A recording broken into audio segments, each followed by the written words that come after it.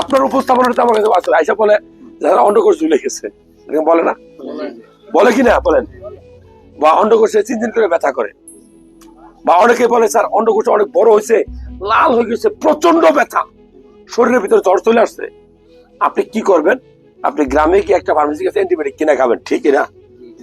না, আপনার পুরুষ মানুষের সবচেয়ে দামি কোনো অঙ্গ প্রত্যঙ্গ থাকলে সেটা হলো টেস্টিস, স্ক্রোটাম, অন্ডকোষ, যেটা আপনার অনেকে আন্ডাকোষ বলেন।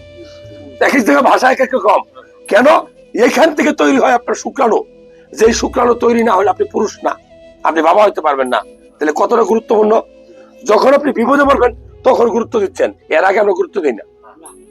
শুধু কি তাই, অন্ডকোষ থেকে আপনার টেস্টোস্টেরন হরমোনটা তৈরি হয়, তাহলে গুরুত্ব দেওয়া উচিত। আপনার ঘরে যখন একটা ছেলে বাচ্চা জন্মগ্রহণ করবে, প্রথমে আপনি হাত দিয়ে দেখা উচিত তার বিচি দুটো নামছে কিনা, টেস্টিস দুটো নামছে কিনা। আমরা দেখি না। টেস্টিস থাকে কোথায়? এই কিডনির এখানে, গর্ভে যখন বাচ্চারা থাকে, বাচ্চা ডেলিভারি হওয়ার পরে এই বিচি দুইটা বা টেস্টিসটা নিচে নেমে আসে স্ক্রোটামে।